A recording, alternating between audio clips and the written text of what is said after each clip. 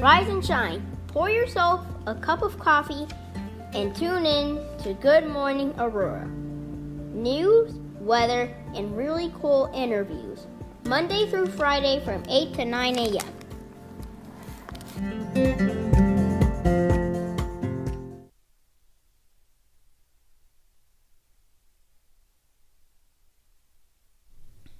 Good morning, Aurora. Good morning, Aurora. Good morning, Aurora. The time is 8:02 a.m. You are listening to and watching Good Morning, Aurora, the second largest city's first daily news podcast. It's Friday the 13th. We have a great show and an awesome interview for you today. My guest today is Katrina Boatright, who is the manager of the Senior and Disability Services Department of the City of Aurora. How you feeling? Feeling great. Good morning to you and good morning, Aurora. All right. Good morning. Good to see you. So this is a great conversation. Really excited to be having this. We got a lot of things to talk about, a lot of news for you guys as well, and a call to action for volunteers. So if you want to get back in the community and do something good, we have the perfect opportunity for you. Good morning, Daniel Calderon, Brett Putton, who got a job at Cooper's Hawk, our former mentee and young man on the show. Congratulations to him. And also to Johnny Felix. Good morning to you guys. So first things first, you guys have had, this is the third year of Operation Senior Shovel. All right. Correct. It is self-explanatory, but for the listeners, let them know, what is Operation Senior Shovel? Operation Senior Shovel is a program that evolved really the year before I came in a seed form where there was an emergency snowstorm. And we realized that our elderly, our seniors, people that are above 60 and older, and even our persons with disabilities that may live alone needed support with removal of their snow. Right. And so the year before I came, there was this snowstorm, and they gathered volunteers like, hey, let's help our people get out. Let's go shovel their driveways. And so they did that twice. And when I came on board, and I did a listening tour, we realized that that was a continued need that seniors needed. And so I evolved it. And so we gather volunteers each year, and we call them our snow angels. Okay.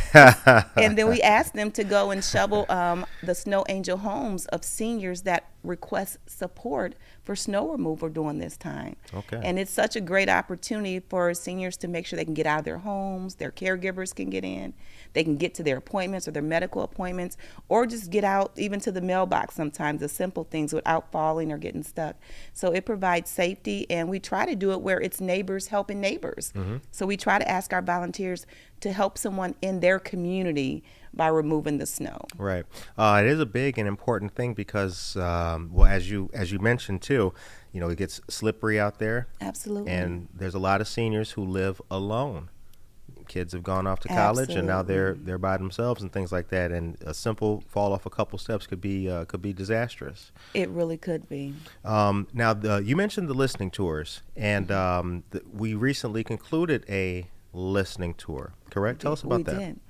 So it's kind of my listening tour 2.0. Okay. And so when I came in 2021, I did a series of listening sessions. It was 12 stops throughout the city, one in every ward.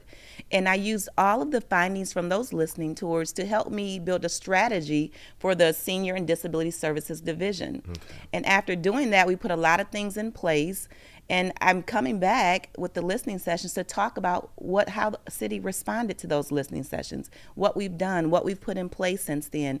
And on last Monday, we had one to talk about aging in community. Okay. How are our seniors aging in our city? What resources do they need? Do they feel like they can age in place? You know, what support is needed? What are some of those barriers? And so that was a resident input listening session. And I have a second part of that coming up on October the 19th, where it's for our stakeholders. And they'll have an opportunity to not just listen, but collaborate to be a part of innovative solutions for our seniors. What are some of the things that were mentioned in the listening sessions that seniors spoke up about? Being able to age in place, being able to stay in their homes as they age. You know, what are some ways that they can help upgrade their bathrooms so they can stay in their homes, or reduce some stairs, or move a bedroom on the first floor so they can remain in their home as they run into difficulties and barriers, because sometimes they lose their home or they can't function and they don't have nowhere else to go. Right. You know, or they're trying to problem solve at that moment and trying to reduce some of their pivots where they can continue to do what they need to do at home. Other things was affordable housing. That was something that came up consistently. Transportation, and fortunately enough, I was able to say how we're addressing that. And we have some things in place. So the city is not too far behind with some of the needs that they're talking about. We already have things in place. The thing is that they have to evolve, right? Right. And so those are some spaces that were a lot of communication. And surprisingly, they want more interaction with intergenerational opportunities.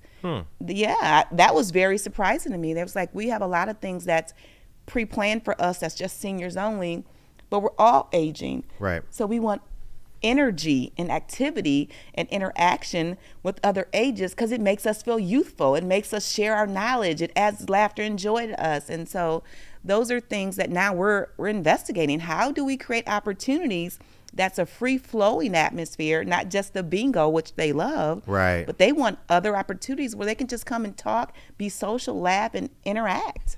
Glad you mentioned that, because on this show, and many of the listeners, people like Norma Peterson will remember, we've talked about the need for the activity to be inclusive. Sure, it checks the box that it's a we want to get seniors out, engage them, so that box is checked. But we can't just have the event for the group and the group only. The groups need to interact and mingle, and by doing that, you may find someone who has a family member who is sick. There's a lot of people who come out to the events, and then that's how we also identify some of the problems in the community. How often do the listening sessions take place? You know what? So far, I did one in 2021. I created a strategy in 2022 that I began to execute through 2023. I came back and did them in 2023 just to give myself an opportunity to see, has the trends changed? Right. Have the things that I've done, are they working? Are you aware of them? And so I haven't decided what the cadence will be going forward, how often I will do them, but I do realize that it's important to create a space for them to always share information with me. One of the greatest things that came out of my first listening tour was they felt like they didn't know how to access or identify resources in our community. And I was like, they're here. And they was like, well, we don't know. How do we find them? So I took that opportunity to create a senior resource guide, the first of its kind here in the city of Aurora. There is manual copies that they can access at City Hall or Senior Services or the police station. But it's on my website. There's a digital copy that they can access also that's interactive. And I started to update my website with resources so they can know when you're looking for something, or their family members or caregivers, we have plenty of resources in our city. We just have to make sure that we can bridge the gap so that they know that they're there and how to access them. Okay, so the Senior Resource Guide is online, and it's available in many different forms. Yeah. So for our listeners, we'll be happy to share the link to the Senior Resource Guide and the link to the website in the description of this video. The time is 8:10. So when now you spoke about housing and transportation. I saw that the city, now let me make sure I got this right. The city is doing something related with PACE. Isn't there? There's an initiative with PACE going on. Am I? Well, you're almost correct. Okay. Because all right, Lisa Brother wasn't completely wrong. No, you're in the vicinity. There were just some pivots. There were some pivots, and so I've had the opportunity with the autonomy given by the mayor's staff. Is I created something called CARS, City of Aurora Ride Solution. That's CARS. And that came from listening at the listening sessions and hearing that while many of our organizations in our city do provide transportation, they were encountering many barriers, right? Where, like, for example, Ride and Cane only rides in Cane. So there was county restrictions, right? If they had an appointment in DuPage, there became a little glitch in how do I get from Cane to DuPage if I only can ride in Cane and then figure out how to get somewhere else. Right. Or some organizations had a mileage restriction. Or if they allowed to pay for Uber, then there was dollar restrictions because I only can pay for two. And so after hearing all that, and there was like, well, how are we going to get to our specialists? How do we get to our appointments? We can't get to the store to get food if we need things. Right. And so I really took that in consideration. I proposed a plan to the mayor and his staff, and they accepted it. And we launched a pilot version of CARS in July. So it's going to go through December. And we chose to do the pilot with 3 partners so that we can help those partners exceed their barriers to continue to serve their clients. So that's VNA, AID, and Senior Services Associates. Oh, how about Yeah. that? Friends of So ours. they Okay. refer their clients when they can't meet their transportation needs. They still get to serve their clients adequately, because then they refer them to our program, and then our program now makes sure they can get to all of their destinations to make sure they can continue to age well in our city. And our program has no barriers and it's of no cost. Again, it sounds self-explanatory, but explain a little bit more. Aging well in our city. What is that? What is that detail specifically, and what's the opposite look like? You know what? I think we're all aging, and one of my cool phrases is aging is cool. We're all doing it. Right. But the difference is, are we all doing it well? Are we doing it supported? Are we doing it in the best healthy capacity as possible? Are we doing it with people? Are we doing it with our community? There's so many seniors I had run into, and yes, they're aging, but they're aging in their homes, sometimes with no visitors, sometimes with no calls, sometimes with no resources, sometimes with just them and the caregiver. But I've learned in interacting with my seniors, they want to age with people. They want to age healthy. They want to make sure they have access to resources. They want to make sure they don't feel alone. Right? So they don't just want to be served. They want to interact, and they still want to be a contributor to the community. Right. And I call them my champions because they have so much knowledge, so many resources, so many experience they want to share. But how can they share them if there's nobody to talk to or interact with? So all of those things, from health, from mental capacity to exercise to energy to laughter and engagement, all those things are a part of aging well in our community. Right. There's a difference between living and existing. You know what I mean? Absolutely. No, it matters a lot, and we'll talk. This is going to be kind of separate. We'll talk to the audience about this, but we just recently, Aurora became one of the happiest cities, I think it was. Yeah, and safest recently. Yes, happy. Yeah, that was right. There are two of them. Yeah, one of the safest cities in America, top 25. All of that matters a lot with the senior population who lives as well, because these are folks who have gone the gamut of experience in the city. They can remember many different things, and for them to be able to still participate and, like you said, still contribute and still be respected and worthwhile forces, that's important. It's very important, and we have an opportunity to really help shape that culture, right, and help create a space for that. I often tell people, when I was younger, when you saw an elderly person carrying groceries or walking in, you're going to grab the door, you're going to offer to help. You're walking down the street, if you see them, you're going to stop and go, how can I help you? Need anything? You're going to laugh and engage. We don't have that as much anymore. No, we don't. Our youth, they're saying they're going to keep walking, or they're going to keep their headphones, their iPod, their head down. They're not going to stand up for the lady on the bus. They're not going to give them a seat, and so whatever happened that changed that culture, it's changed. And I know we have an opportunity to pivot and change it back. And a lot of the resources and opportunities and things that I plan is trying to help create that culture. And I think we're going to do that best by creating more opportunities for intergenerational engagement. Because now if we can get our seniors and our youth, our young adults active again, it kind of puts that in front of them. And now we have a chance to shape how to respect, how to engage, how to receive from our elderly. And I think that's one of the things that even Operation Senior Shovel does. It gives our young people or young adults a chance to go out and serve. I know my first year, at the end of Operation Senior Shovel, the Snow Angel receivers and the Snow Angel homes got to meet each other. Nice. And they were so excited to see, oh, you're the one that's been coming to shovel, and they go, oh my God, it's been you. We've been watching you out the window every time. And just that engagement and the way they received that was amazing. And so trying to innovatively think of ways that together we can continue to create a culture that welcomes that type of intergenerational interaction. So what are the time is 8:16. You are listening to and watching Good Morning Aurora, the second largest city's first daily news podcast. Our guest today is Katrina Boatright, manager of the Senior and Disability Services Department, City of Aurora. So what's our challenges?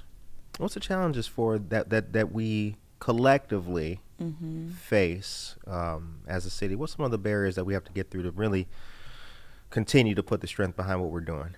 You know what? I'll say this. What we're preparing for, we realize that there's going to be an increase almost a 30% increase in our senior population. Right.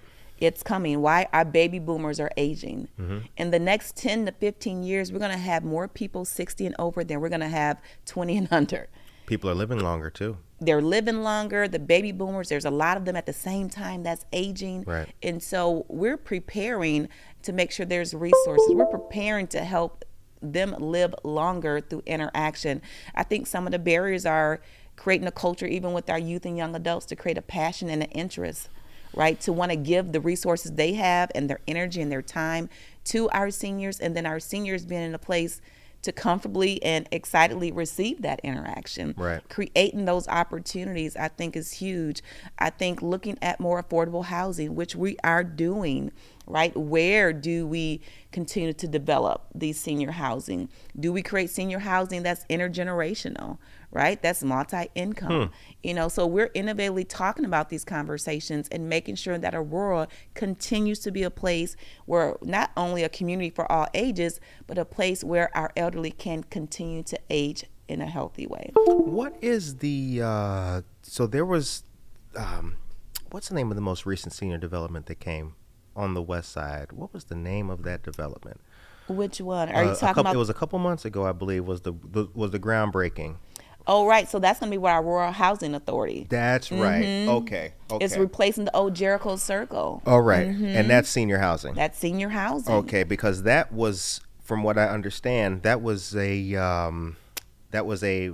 much requested plan by seniors, but also because I guess the area for the housing authority was blighted at one point in time too. So it was a really big coming together.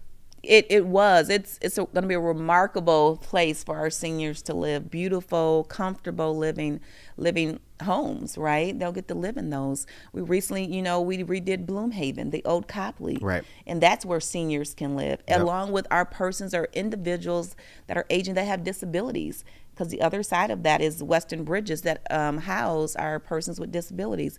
And we have out by the Fox Valley Mall, we have new senior living homes coming. So we've been intentional. And then we have Del Webb, that's a 50-plus That's right. That's home the name. development, Del right? Webb, and so right. we have many opportunities. Aurora has been doing its best to create the space for our seniors to have housing, right? There's some that are affordable, there's some marketplace, so it can kind of reach whatever the need is. So I think we've been doing well with engaging that, and we continue to build what that strategy looks like. Right. Del Webb, that was the name. Very good. So we had our dear friend Saul says, Aurora has great services, but many residents do not know about it or how to access those services, as mentioned. And so which is part of the reason why I'm glad to have this conversation with you, because I really want to make sure that everybody, especially seniors, know where to go and where to get things and how to get it and what kind of benefits can be had. So I work in housing for the Neighbor Project, and I know that the city has the Safety First program. Absolutely. I have been proselytizing to people about the Safety First program, because for the senior who now, as we talked about, kids are gone off to college, now you're home alone, many things can get daunting, and a lot of people will just deal with it because they can't. I mean, I've met people who got mold growing in the basement way down, but going down the steps now is just too hard. Can't be going down them like they used to. And the fear is that someone could be hurt and not be found, just be laying there. And I understand that. But you shouldn't be living in a situation where you just have to deal with whatever may be unsafe. So I know there's a lot going on, and you guys continue to do a lot of good work. So I know it's not an easy thing, but I know that the work is being done. So a couple things. The 19th is the next listening session. Correct. And that's for stakeholders. It's for stakeholders. It's going to be at the community center on McCoy at our customer service at the Fire Station 8. Okay. Oh, you guys are over there? Yeah, that's where we're going to host it. Oh, okay. Yeah, very cool. Very cool. Now let's talk about Operation Senior Shovel with the time that we have, because volunteers are needed. I need my snow angel volunteers. And I like to tell people, when you volunteer, it's so rewarding, because they're watching you out the window. They're so excited that someone cares, sees them, that want to take the time to make sure they're safe, because that's all a part of aging well, right? Right. And so our volunteers, we only ask that you serve 1 or 2 homes. You get to serve the same home every time, but it's only when there's a snow event that's 2 inches or more.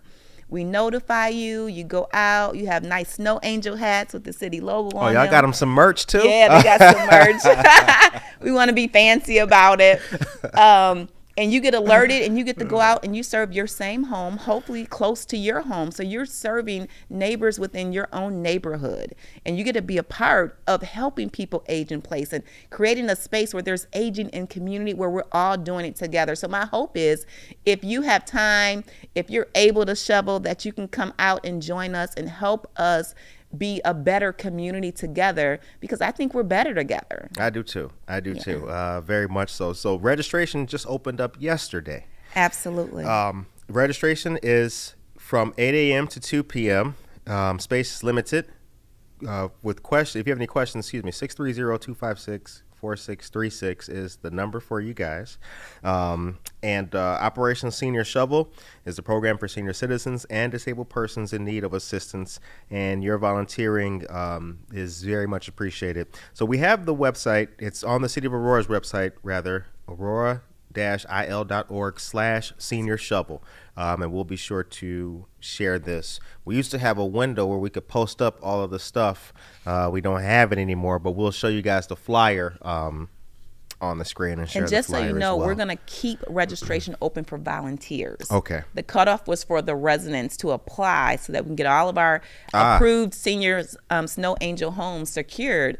But our volunteers will continue to accept volunteers because they rotate, right? And sometimes they're available, and then it snows on New Year's Eve or something, and someone's out of town. So we like to have a strong pool of volunteers to make sure we have strong coverage.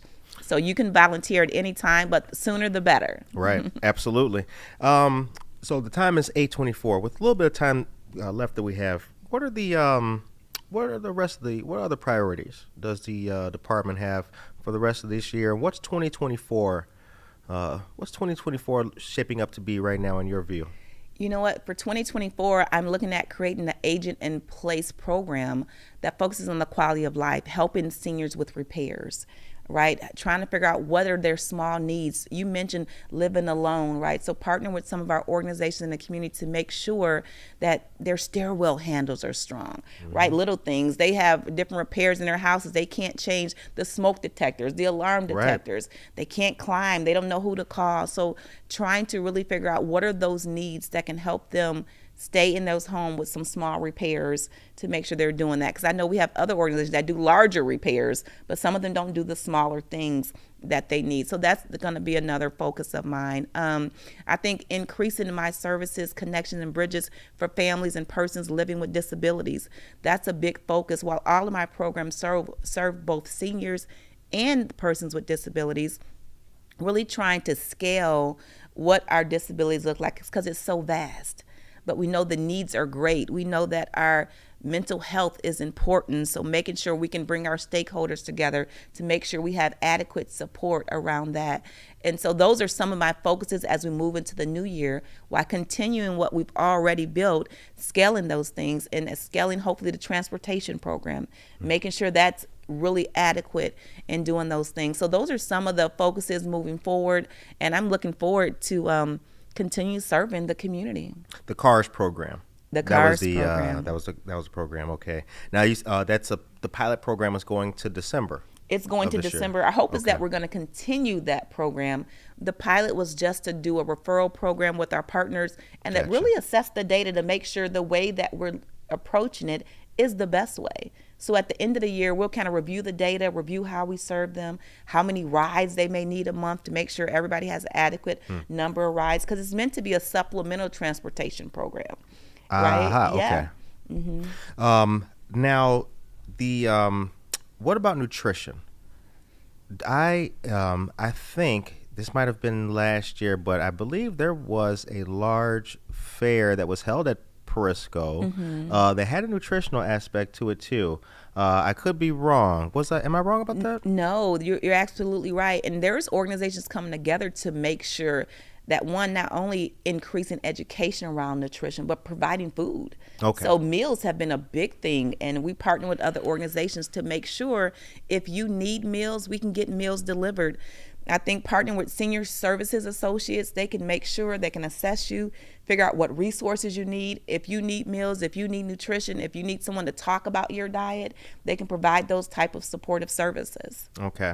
And for those who are interested, the number is 630-256-4636. Is that a general number for the department? That's actually our customer service number. So that's 256-INFO. That's okay. what 4636 is. Oh, so if you call them, that they sounds can way better. Yeah, 256-INFO. Okay. Ruby, good morning to you, dear friend. Michael Rayford, good morning. Norma Peterson's here. Good morning to you guys. Nancy Juarez, Joe Jackson of Heston House, dear friend of the show, is here as well, and Tracy Duran. With the time that we have, I want to just reiterate to you guys too that you will be. So we have both of these flyers in English and Spanish. You will be seeing us share this information about volunteers being needed for Operation Senior Shovel a lot. The winter months are coming up. It's going to start getting colder with more snow. So we definitely need you guys to volunteer out there, become a snow angel. They got merch for you. Once again, registration for volunteers is going to remain open. The sooner the better, please. And you have the ability to work in your neighborhood amongst your own neighbors as well. So how long have you been in this position? You know, it's just been 2 years. That's it? Yeah, that's it. I came in and hit Quite the a ground resume, running. yo. Quite a resume. Okay. You hit the decks running, as they say. What do you like most about what you do? I think resonating with the people, reminding them of their value, helping them remember they're still contributors, whether they're a person with disability or family that has someone with disabilities, or you're an aging older adult. To me, it's reminding them of their value, their worth, no matter what obstacles they may have or opportunities they haven't had time to access. I want to help bridge them to that. I remind them always, I'm like, you still have something to give. And I help them figure out what that is. I make sure they have the resources, the strength, and the support to fulfill that. Right. And so I think I love that most. It's rewarding to see the smiles on all of my the community's face, particularly those two vulnerable populations. And I love people, so I love serving. I love making them feel great because it makes me feel great. I want to say thank you very much to our guests today for this fantastic interview and the information, which we will also share once again about the Senior Guide, about Operation Senior Shovel, and the entire Department of Senior Services and Disability. Thank you guys very much, and we're going to go into the second half of the show, but I want to say once again thank you to Katrina Boatright, and if you have any questions, 630-256-INFO. 4636 is the number for you guys to call. And with that, we are going to go into the second half of the show and show you guys some interesting information from our dear friends of the Community Foundation of the Fox River Valley. The Community Foundation was created by a group of people who got together and wanted to make a difference. 75 years later, the Community Foundation makes a huge impact on the lives of hundreds, if not thousands, of people in the community. All started with the small but promising beginnings of just a few people who wanted to do something good. The Community Foundation is made up of all the citizens, really, who want a better community. And really, anyone who wants to do good in the community but doesn't know how to do it, the Community Foundation is the perfect solution, because for 75 years we've been making an impact by connecting donors that care with causes that matter. So it's multifaceted, and it's an organization that isn't there just to serve a certain small constituency or a special need, but rather the community as a whole. So many generous donors have left a legacy with us because we are a trusted resource, and we make being philanthropic an easy task. In my mind, it always seemed like a really complicated process. Here, it's just effortless. The Community Foundation does all the administrative work for you. I just make a phone call, they're on it, they get back to me right away. It's been seamless. Our scholarship program is just incredible, I had no idea the impact that the foundation has on these kids. You know, some of these districts that we're working with here are some of the neediest districts in the state. It renews your faith in humanity, you know. I was the first one ever in my family to go to college.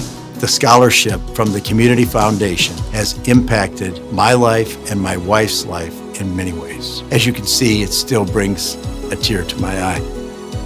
Without their assistance, we can't do the work that we are meant to do for the citizens of the Fox River Valley community. You can invest your money in people. You invest it in people and you hope and believe that the return will be great. Someone opened the door for you at some point in your life, and it's incumbent upon you, it's your duty to help open the door for others, and you do that through service.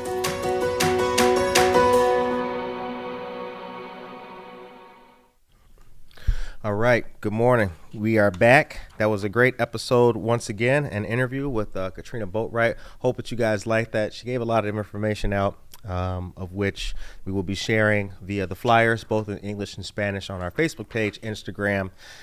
And I want to tell you guys something cool too. On our YouTube channel, if you go to the About section on our YouTube channel, it's kind of like it's almost like Twitter a little bit. We can post flyers on there.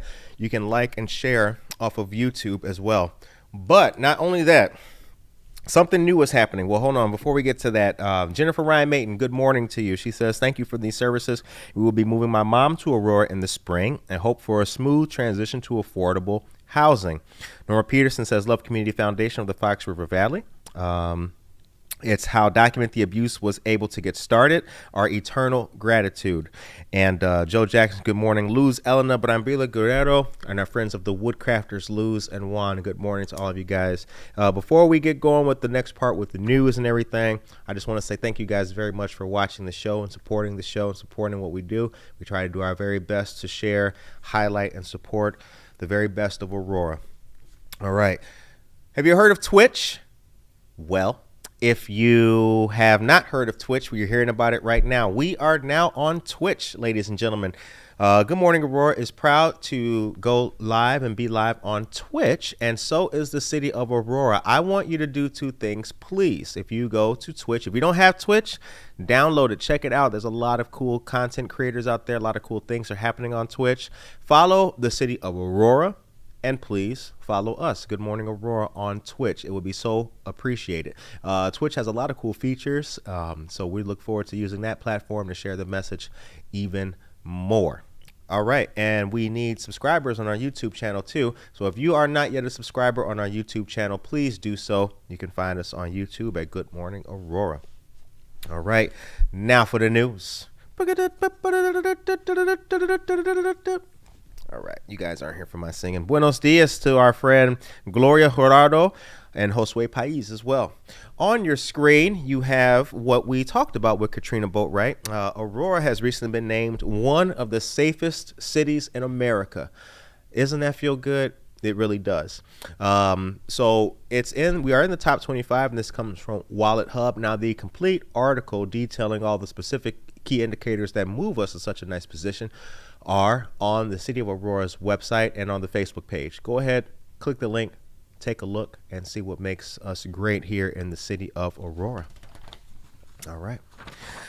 Next things next, ladies and gentlemen. Do not forget that this month is Domestic Violence Awareness Month. Good Morning Aurora is proud to add our voice to the voices of other survivors and those trying to make a change in domestic violence. One good way to do it is by supporting cool initiatives like the Love Purse. What is the Love Purse? Well, I'm glad you asked. So the Love Purse movement collects new purses that are filled with personal care items and notes of encouragement to distribute to women in need and survivors of domestic abuse. Now, this is brought to us by Susie Glowiak Hilton, who is a senator. But there's also many other great senators and representatives who have opened up their offices to be receiving locations going to October 31st. So you can find many of them right there on the screen. We have shared this on our Facebook page and our Instagram, and we will continue to share this up until the 31st. Shout out to Senator Linda Holmes, Senator Karina Villa, Maura Hirschauer, and all the other great folks involved in this cool initiative. All right. Next up, ladies and gentlemen, is the Dia de los Muertos fundraising event. Our friends of the Illinois House Caucus, Latino Caucus, are holding this at Moe's Cantina, 155 West Kinsey Street in Chicago in the River North neighborhood. Fantastic place. I haven't been there in a long time, but it was really cool. Thursday, November 2nd. This will be from 5:30 p.m. to 7 p.m. Tickets are available, as well as sponsorships. The information and the adjoining places to get tickets, or rather places to put your tickets and sponsorships, are on that flyer. We have shared this flyer as well as on Buenos Dias Aurora. Once again, it's going to be November 2nd, Day of the Dead. The time is 8:37 a.m. You are listening to and watching Good Morning Aurora, the second largest city's first daily news podcast. All right. So next up is Zumbathon. In observance of National Latino HIV Awareness Day, it's going to be tomorrow, the 14th, from 9 a.m. to 11 a.m. at 122 West Downer Place. It's going to be at Simply Destiny. The price is $20 for tickets. There's a QR code embedded on the flyer. The first 20 people to register will receive an exclusive Open Door swag bag. Open Door Health Center of Illinois is who is hosting and promoting this event. And our friends of LP Custom Tees, Nutrition and More, and Sandoval Inspiration are also part of this as well. So thank you very much for this information. All right. So if you want to party, if you want to hang out with the crew of Buenos Dias Aurora, you can do so tomorrow at Third Ward Club, 7 p.m. There is a cool party, a glitz and glam birthday bash. The hostess of Buenos Dias Aurora, one of the hostesses, Karina Suarez Darden, it's her birthday. And this Hollywood party is happening tomorrow night at 7 p.m. The address is 612 5th Avenue. That's the Third Ward Social Club. Come on. You get to hang out with the Buenos Dias Aurora crew. Star-studded. But anyway, it's going to be tomorrow at 7 p.m. All right. Next up, ladies and gentlemen, is the Senior Services Associates Resource and Volunteer Fair. Now, this is going to be October 19th from 9 a.m. to noon. Volunteer opportunities, including AmeriCorps health screenings, refreshments, door prizes, and a whole lot more are going to be available. The address is 2111 Plum Street in Aurora, featuring a number of exhibitors serving seniors in Kane County. You just heard about Senior Services Associates from Katrina Boatright, right? Now you see, right? Think about it. Wait a minute. I know it's got to be sinking in for some of you guys. Wait a minute. He just had Katrina Boatright. She just talked about Senior Services Associates. Now Senior Services Associates on the news? Saul Olivas. We giving them the information, baby. 19th of October, 9 a.m. to noon. Okay. Next up, ladies and gentlemen, is the 80s Gala. Now, if you thought you had fun already here in the city of Aurora, you haven't yet. Saturday the 21st at the venue, 21 South Broadway, the Neighbor Project is going to have their cool, awesome 80s Gala.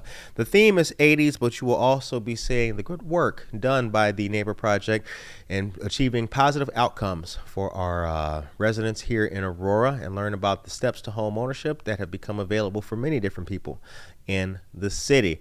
Music, fun, entertainment, a DJ, jams, and all kinds of 80s related food themes and great stuff is going to be happening. The doors open at 5 p.m. The event will be from 6 to 9 p.m. Tickets are available at www.neighborproject.us. As soon as you get into the website, you'll see the banner with the flyer. Click that.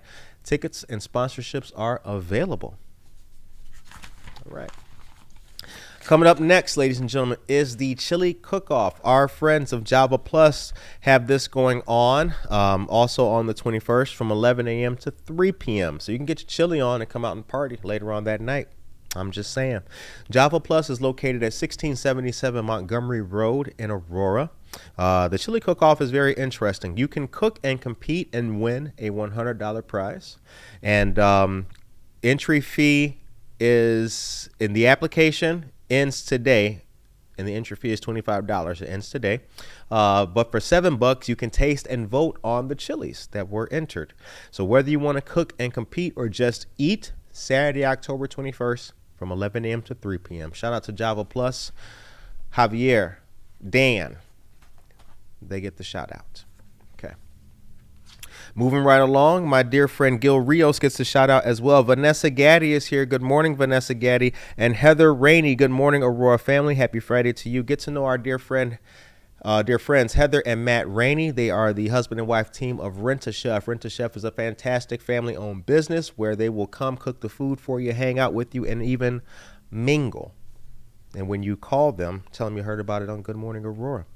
Anyway, let's talk about golf, and let's talk about polar bears. The Polar Bear Outing, 7th Annual Marimba Players Scholarship Fundraiser is taking place also on the 21st. At Orchard Valley Golf Course. Now the price is $125 per golfer. That includes fun, dinner, golf carts, balls, and the range.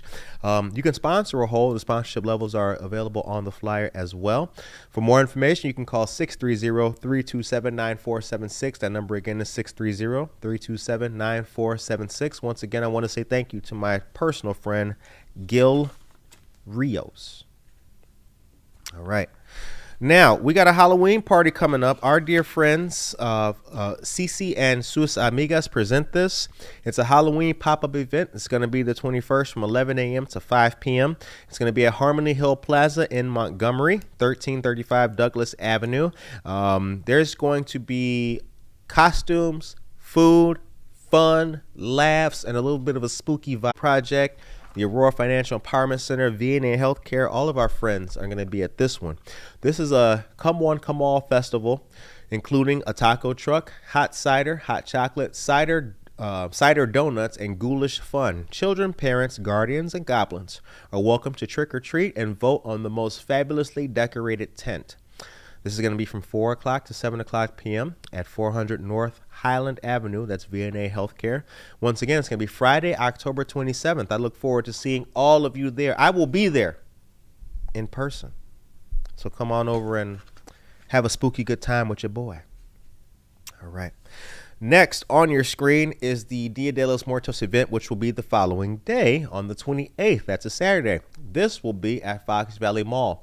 Our dear friends Angie Garcia and Jose Torres are putting this on.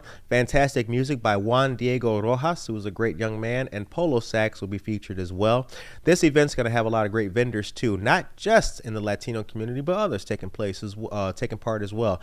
As you can see, Fox Valley Mall will be the location, and Good Morning Buenos Dias Aurora will be there as well. The Zora Zapata Handcrafted, amongst others, are taking part as well. Please come on out for this great event and get to know our dear friends Angie Garcia and Jose Torres, Polo Sax, and Juan Diego Rojas. All right. The friends continue too. I don't know if you guys know, but I have a lot of friends who do a lot of cool things. Some of them play rock and roll music. St. Astro has a great concert going on the 28th, Halloween weekend at Two Brothers Roundhouse, 205 North Broadway. DJ Nesto is closing out the night featuring house music, disco, soul, and funk. Costume contest is taking place with prizes. There's a $10 cover, and doors open at 7:30 p.m. The music starts at 8:30 p.m. St. Astro is a great band, straight out of Aurora, representing. They're good friends. Get to know them. Follow them here on Facebook and on Instagram. And I want to say one more time before we get into this, we are on Twitch, you guys. Follow us on Twitch. If you don't have a Twitch account, make one. Check out what's going on Twitch. A lot of cool stuff. We've got a lot of great things to show you. Please follow the City of Aurora on Twitch and also follow us. Good morning, Aurora. Okay. Next up, ladies and gentlemen, on your screen is the Trunk or Treat. This is going to be at Wesley United Methodist Church, 14 North May Street, Sunday, October 29th from 12:30 p.m. to 2:30 p.m. Food, games, and a whole lot more. Wesley United Methodist Church is a fantastic church which opens its doors to many great community events, initiatives, and programs. So please shout out Wesley United Methodist Church, 14 North May Street. Once again, October 29th, 12:30 p.m. to 2:30 p.m. And last but not least with this news is the Community and Life Almas Dia de los Muertos event. This is taking place at Naperville Central High School football field. It's going to be November 5th from 2:30 to 6:30 p.m. Celebrando Comunidad y Vida. That's from Almas, which is the Alliance of Latinos Motivating Action in the Suburbs. Almas is a fantastic group. We've recently got to know them and make some inroads and have some discussions with them. I like to support what they're doing. They're building a inclusive community that's focused on education, events, and helping to raise the bar and the standard for everybody, not just Latinos, but it's definitely for Latinos, motivating Latinos across the suburbs who have an interesting and a growing role to play in our suburbs and in our world. That is the news for today, you guys. I hope that you guys enjoyed it. The time is 8:47 a.m. So, as you guys know, the show has a new flow, a new feel, and I hope that you guys like the way that the show is turning out. I'm very excited to continue to show you guys new stuff every single day. Our interviews are now in the early part of the show. Then we have different content. We've got even more people who we're going to be interviewing, more things to show you guys, more words from fantastic organizations, not just the Community Foundation, but some of the more or less known organizations too, nonprofits and things of that nature. So I hope that you guys like the show. Don't forget, we have a email address, goodmorningaurora@gmail.com. We also have a Google Voice number. That number is 331-256-7782. Leave us a voicemail. Let us know what you think. And if it's a good voicemail, we'll play it. Remember, no profanity. Well, the time is 8:48 a.m. I hope that you guys continue to have a fantastic, awesome, kick butt day. It was a long week, you guys, a real long week. And I hope that for all of you guys have a safe weekend and a prosperous weekend. Don't forget that there's a lot of events taking place, and the Operation Senior Shovel needs volunteers. If you're able to do that, call 630-256-INFO and sign on up to be a snow angel. Good Morning Aurora will return on Monday with more news, more weather, and the very best of Aurora. If you have any ideas for us of people we should interview or things that you would like to see, send us an email and let your voice be known. Take care of yourself and each other.